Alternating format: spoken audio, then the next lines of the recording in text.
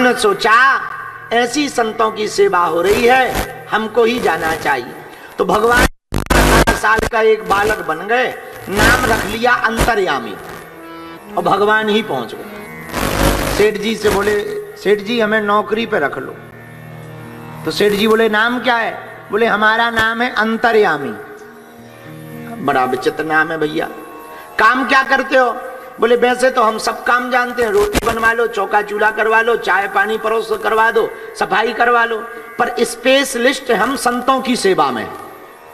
सेठ जी बोले ये तो और बढ़िया है, हमसे मिलता जुलता है। भैया पगार क्या लोगे? बोले पगार तो हम लेंगे नहीं, कुछ वेतन वेतन नहीं चाहिए, पर एक शर्त है। बोले क्या? बोले हम 6 टाइम खाते हैं, 6 टाइम, बस 6 टाइम खाते हैं। तो खाते समय कोई टोके ना, और मन में भी कोई खिन्नता ना लाए। जिस दिन टोका खिन्नता लाई उसी दिन हम खिसक लेंगे। सेठ जी बोले भैया आदमी तो बहुत अच्छे हो। तो सेठ जी ने अपनी सेठानी से, पत्नी से कहा देवी तुम इसको खूब भोजन कराना, अच्छा नौकर मिल गया, ऐसा नौकर जिंदगी में मिलना नहीं हो दूसरा, पगार कुछ लेगा नहीं, पूरी साधु सेवा करेगा, और खवाना ही तो है, करना क्या है, खवा देना। अच्छा अब भगवान तो भगवान, 3 साल तक रघुनाथ जी बालक बनकर, नौकर बनकर सेवा करते रहे। अब धीरे धीरे भगवान ने खाने का डोज बढ़ा दिया। तो एक दिन सेठानी पड़ोसन के पास गई। माताओं की आदत होती है आओ बहन चुगली करें, माताओं की आदत होती है, और जब तक चुगली ना कर लें तब तक पेट की रोटी नहीं पचती। फलाने, अच्छा यहां तो चुगली के लिए मिलती नहीं है, सो फोन पे चुगली चलती, 2-2 घंटे हो जाते हैं, पता ही नहीं लगता है। फलानी ऐसी है, ढिकानी ऐसी है, फलानी मौसी की साड़ी लिप गई, फिर उनकी गाड़ी लिप गई, ये चलती रहती। तो सेठानी बोली बहन कैसी हो? पड़ोसन बोली और तो सब ठीक है, आजकल तुम कमजोर हो रही, क्या बात? सेठानी बोली क्या बताएं, एक ऐसा नौकर आया है दिन भर खाता है, पर बहन तुम किसी को बताना नहीं, उसको पता लग जाएगा तो वो नौकरी छोड़ देगा और हमारे हस्बैंड हमको मार पीट करेंगे। दिन भर खाता है तो हम आटा पीस पीस के रोटी बना बना के पक गए। इधर इन्होंने इतना कहा, उधर भगवान खिसक गए।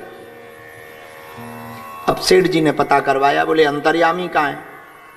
अब सुबह से तो वो दिखे ही नहीं, भगवान गायब हो गए। तो सेठ जी संतों के सेवक तो थे ही, मन ही मन खिन्न होने लगे। तो सेठ जी कहने लगे अब जब तक अंतर्यामी नहीं आ जाएंगे तब तक हम भोजन नहीं पाएंगे। दिन भर हो गया, रात भर हो गई, न भोजन पाया न जल पिया, तो बेहोश होने लगे। तब आकाशवाणी हुई, सेठ जी हम ही तुम्हारे घर पर नौकर बनकर आए थे, आप भोजन पाओ वरना शरीर चला जाएगा, और तुम्हें और संतों की सेवा करनी है तो भोजन पाओ। सेठ जी बोले प्रभु आप नौकर बनकर आए थे तो फिर से दर्शन दो। भगवान बोले अब दर्शन नहीं देंगे, हमारी शर्त थी कि तुम्हारी घरवाली अगर या कोई भी घर का व्यक्ति खाने पर टोकेगा तो हम भाग जाएंगे। सेठ जी पत्नी से पूछने लगे क्या तुमने कुछ कहा? सेठानी बोली हमने तो नहीं कहा, झूठ मत बोलो। बोली और तो कुछ कहा नहीं, बस पड़ोसन से जाके ये जरूर कहा था कि आजकल हमारा नौकर ज्यादा खाने लगा है। तो सेठ जी बोले हे राम राम राम। पर सेठ जी की आंखों से आंसू आए, बताओ भगवान हमारे घर नौकर बनकर 3 साल तक रहे। ये बात हम आपको कोई पुराणों की नहीं बता रहे, कलयुग की घटना बता रहे, सत्य घटना। सेठ जी मंदिर में गए जगन्नाथ जी के, जगन्नाथ जी से बोले प्रभु आप इतने दिनों तक हमारे यहाँ नौकर बनकर क्यों रहे? तब भगवान ने बड़े गजब का जवाब दिया, वो बड़े काम का है। श्री जगन्नाथ जी बोले सेठ जी जो संतों की सेवा करता है उसकी सेवा करने के लिए हम स्वयं पृथ्वी पर आ जाते हैं। हमारे महात्मा हमारे अधीन है और हम संतों को दुखी नहीं देख सकते, और जो हमारे संतों की सेवा करता है वो हमको अति प्रिय है, प्राणों से प्रिय है। इसलिए तो राम जी ने हनुमान जी को आज्ञा दी आप संतों की रक्षा करो। साधु संत के तुम रखवारे असुरे कंदन राम दुलारे। बुरा ना मानना, एक बात और बोले, पूरी दुनिया के किसी भी व्यक्ति को भगवत प्राप्ति जल्दी हो सकती, तत्क्षण। पूछो कैसे, पूछो, हम कोई अनलॉजिक बात नहीं करते, बहुत प्रमाण के साथ कह रहे हैं। भगवान का मिलना कठिन नहीं है, हम लोगों का सरल होना कठिन है। तो तन खराब हो तो साबुन लगाओ, मन खराब हो तो सत्संग में आओ, सत्संग में आओगे तो क्या मिलेगा? संत मिलेंगे, संत मिलेंगे तो क्या होगा? हनुमंत मिलेंगे, हनुमंत मिलेंगे तो क्या होगा? राम दुआरे तुम्हें रखवारे, राम दुआरे तुम रखवारे, और होते आया क्या बिनु पैसारे, होते नया क्या बिन पैसारे। श्री राम जय राम, श्री राम जय राम, जय जय राम,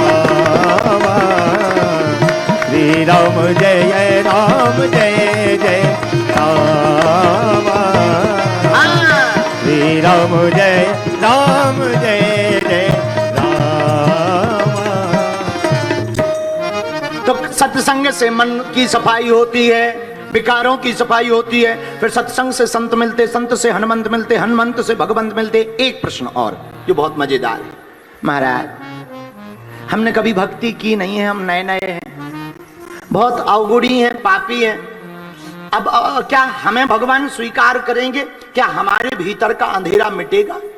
सुनो भाई साहब, एक बात बताओ, एक कमरा 7 घंटे से अंधेरे में हो और दूसरा कमरा 7 दिनों से अंधेरे में हो, तीसरा कमरा 7 साल से अंधेरे में हो, तो चाहे 7 घंटे से अंधेरे में हो या 7 महीने से या 7 साल से, इससे अंधेरे उजाले को कोई फर्क नहीं पड़ता। एक माचिस जलाओ तो 7 मिनट वाले का भी अंधेरा तत्क्षण मिटना है, 7 महीने वाले का भी अंधेरा तत्क्षण मिटना है, और 7 साल वाले कमरे का भी अंधेरा तत्क्षण मिटना है। वैसे ही कथा है, वैसे ही कथा है। तुम कितने भी वर्षों के जन्मों के अवगुणी बने रहो, पापी बने रहो, कितना मल लगा रहे, कितना मैल लगा रहे, कोई दिक्कत नहीं। एक ज्ञान का प्रकाश भीतर जगा, एक चिंगारी जगी, सोई किरण जाग जाएगी, मन का अंधकार मिट जाएगा। बोलो सीताराम, जोर से बोलो, और जोर से बोलो साधु जी। सीताराम। लेकिन वो कब मिटेगा? बैठना तो पड़ेगा, और कहीं तो बैठना ही पड़ेगा। चाहे संसार में, जगत में बैठो, चाहे जगदीश के चरणों में बैठो। जगत में बैठोगे तो टेंशन खुद को लेनी पड़ेगी, जगदीश के चरणों में बैठोगे तो टेंशन परमात्मा को लेनी पड़ेगी। आपको महाराज फायदा क्या है भगवान की भक्ति से? फायदा ही फायदा है, घाटा क्या है? अच्छा तुम बताओ, तुम गुटखा खाते हो, फायदा क्या है? नहीं, फायदा तो कुछ नहीं है, पर आदत है। अच्छा आदत है, आदत भर के लिए खाते हो, तो जब तुम केवल आदत भर के लिए गुटखा खा सकते हो तो कृपा पाने के लिए भगवान की कथा में नहीं बैठ सकते हो, हैं? अच्छा एक बात और जो बहुत अच्छी बात है, पागलों, मन का मैल बहुत जन्मों का होता है और ये बाहर से नहीं मिटता है। कुछ लोग गंगा जी स्नान कर लेते हैं, सोच लेते हैं कि अब तो पाप कट गए। गंगा जी में सब पाप नहीं कटते हैं, वो पाप कटते हैं जो अनजाने में हुए, जानबूझ करके तो भोगने ही पड़ते हैं। और हमें एक काशी के व्यक्ति मिले, हमका गंगा स्नान करते हो? बोले साल भर में एक बार। हमका क्यों? बोले साल भर पाप करते हैं, एक बार स्नान कर लेते हैं, सो साफ शांति साल भर के लिए। हमका फिर तो तुम 3 साल में करो, फिर एक बार नहा लिया करो। अरे गंगा में पाप, गंगा पापम ससीतापम, गंगा पाप सब नहीं मिटाती,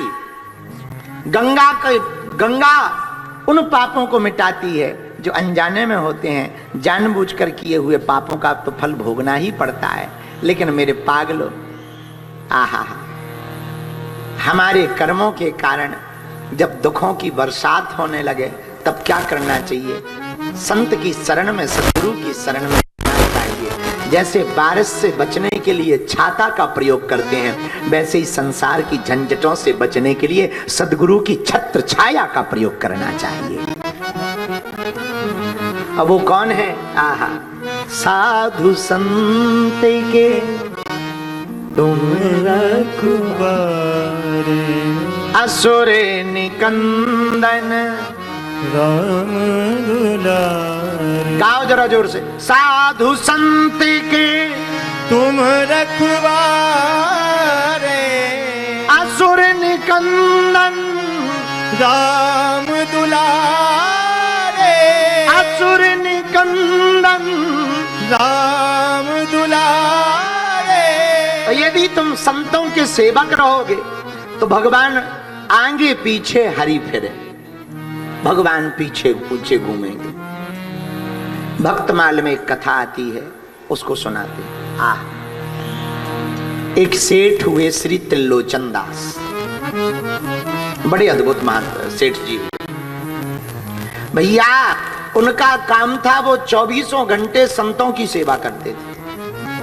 कोई संत आवे तो भूखा न जाए, बस यही करते थे।